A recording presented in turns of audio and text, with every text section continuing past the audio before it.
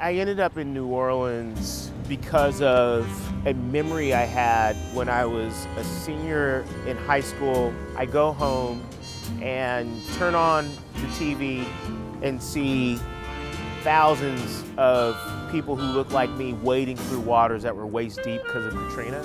I'd never seen suffering of that magnitude before. And I said to myself then, like, I have no money, my family's broke, but the earliest opportunity I get, I'm gonna move from California to go be of service to the city in any way I can.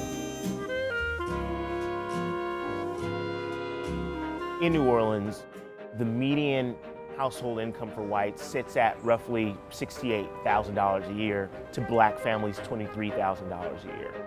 Unless something changes, it's going to take roughly 228 years to close that gap for most kids across the country. Regardless of the conditions they're born into, their birth oftentimes defines their fate. And so I wondered what I could build with others that could change those odds. In cities across the country, there's tens and thousands of jobs opening that pay well above regional median salaries, don't necessarily require a four-year college degree, and could lift thousands out of poverty in communities across the country. We said 4 years ago, well, what if we built high schools that not only got kids into really great colleges that worked for them, but also fast-tracked them to these type of opportunities sooner? This sort of question became the groundswell that led to Rooted.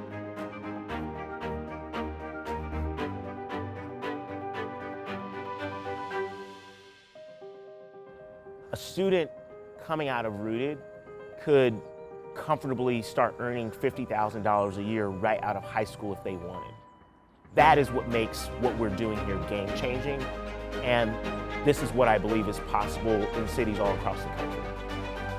Equity in the charter sector moving forward, from my point of view, is us reversing the narrative that we've been living, which has treated people who are proximal to the most entrenched problems that we deal with in our schools, treating them as inferior or less than or less credible voices, and now treating them more as expert voices. I think as a person, a white male of privilege and a veteran of the school reform movement, I'm not seen as a risk by many people.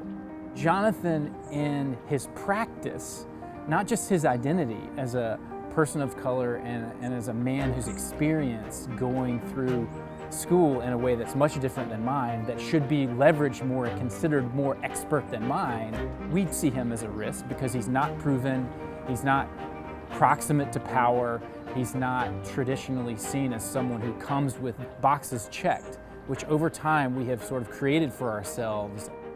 It's a tragedy that that's the way we see the world. For a strong majority of our students, I have traveled the distance that they will need to travel in order to get to the other side of what they're confronted with.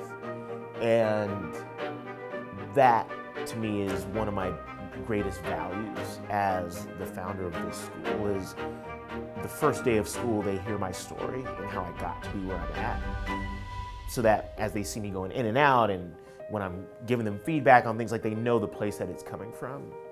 I'll probably be locked up if I didn't come to the school. As I grew older, it's like all I've seen is most of us in jail or jumping somebody or fighting other people. But as soon as I came to the school, seeing Mr. Johnson do the things that he's been doing, if Mr. Johnson came from this person to building this multi-millionaire company, it's like anybody can do it. He's showing us what freedom looks like. He's showing us what freedom feels like. And ever since I've been in the school, I felt freedom. So seeing him doing that is life-changing for me, actually.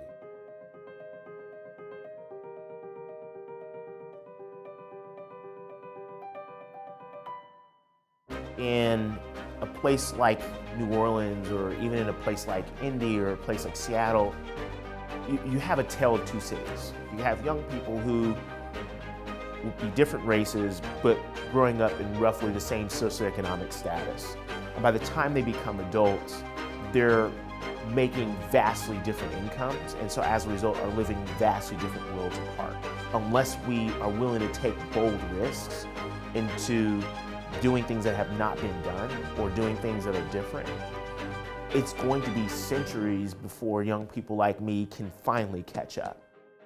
We partner with companies in these sectors, understand the entry-level jobs that they have available, distill the skills and competencies that are needed to be competitive for those jobs, and then we backwards design our curriculum from those needs, so that by the end of 4 years with us, our students are not only getting accepted to a post-secondary institution, but they're also getting a full-time job offer from one of these companies. What I believe is special about Charter Leaders of Color is that I know I'm not the only leader of color who has big dreams about what is possible, not only for our kids to achieve, but for our country to achieve in order to fulfill its promise to our kids.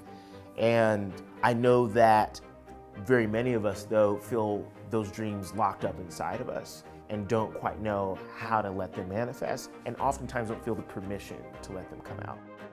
What I hope coming out of an opportunity like this and the conversations that I know will follow is that more and more people use the unique lens that they have as leaders of color who have traveled the distance that the kids will have to travel to illuminate a new vision or new visions of what might be possible so that our country might reach further in order to bring about justice for the kids that need it the most.